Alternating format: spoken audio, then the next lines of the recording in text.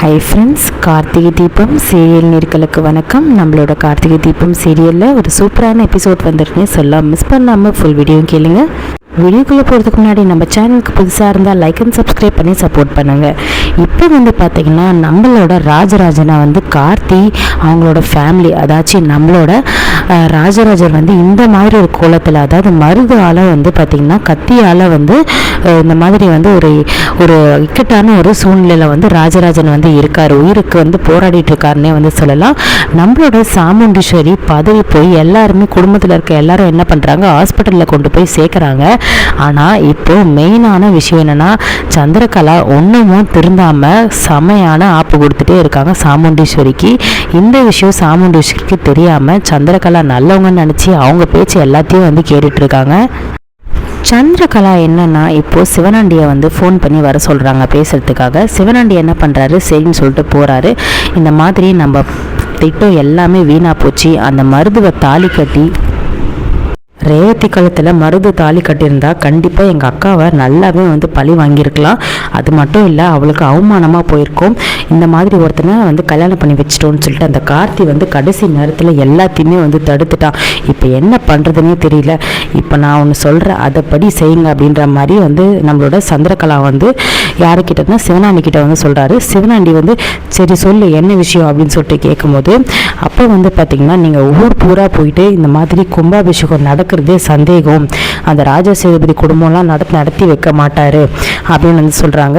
அது மட்டும் இல்லாமல் இப்போது ராஜராஜன் உயிருக்கு போராடி இறந்து போகிற சூழ்நிலையில் இருக்கார். கோமா ஸ்டேஜில் வரைக்கும் இருக்கார். அவர் பொழைப்பாருன்னே எதிர்பார்க்க முடியாது அப்படின்ற மாதிரி சொல்கிறாங்க.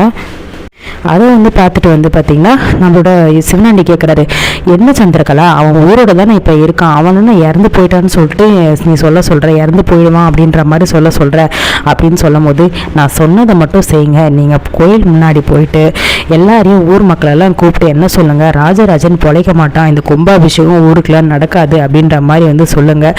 அப்போ பார்த்திங்கன்னா நம்ம நினச்சது நடக்கும் அப்படின்ற மாதிரி சொல்கிறாங்க.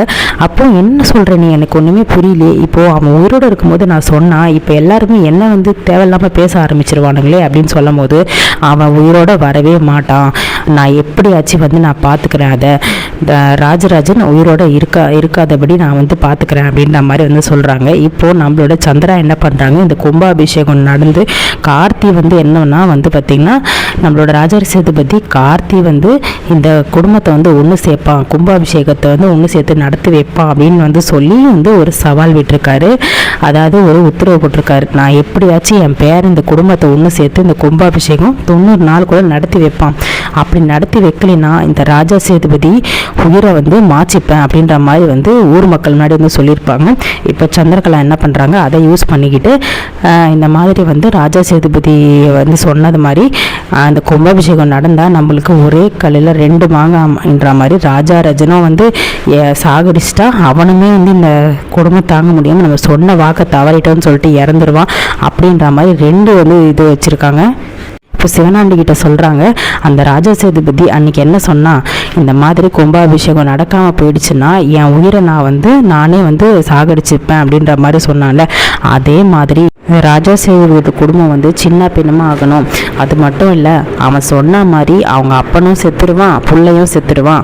அதுக்கப்புறம் நம்ம தான் நம்ம குடும்பம், இந்த குடும்பம் நம்ம என்ன சொல்லுதோ கேட்பாங்க, நம்ம இஷ்டத்துக்கு என்ன வேணால் சொல்லலாம். ராஜசேதுபதியும் அவன் பேரனும் இருக்க வரைக்கும் இதெல்லாம் நம்ம கொஞ்சம் இதை பண்ணி தான் ஆகணும். இந்த கும்பாபிஷேகம் நடக்காதுன்னு சொல்லிட்டு ஊர் பூரா போய் பரப்புங்க அப்படின்ற மாதிரி சந்திரகலா சொல்லியிருக்காங்க.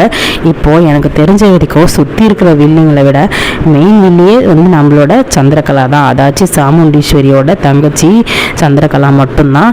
அவங்க ராஜராஜன் கண்டிப்பாக உயிரோடு திரும்பி வருவார், பொழைக்க மாட்டார், இறந்துருவார், அதெல்லாம் கிடையாது, கண்டிப்பாக உயிரோடு வருவார். நம்ம கார்த்தி சவால் விட்டா மாதிரி, அதாவது கார்த்தியை வச்சு நம்மளோட ராஜா சேதுபதி சவால் விட்டா மாதிரி கண்டிப்பாக இந்த கும்பாபிஷேகம் நடக்கும். அது எப்படி நடக்கும் அப்படின்னு தான் இப்போ கதையில் பார்க்கப்படுது. ஸோ நெக்ஸ்ட் என்ன நடக்க போகுதுன்னு சொல்லிட்டு வெயிட் பண்ணி பார்க்கலாம். தேங்க்யூ.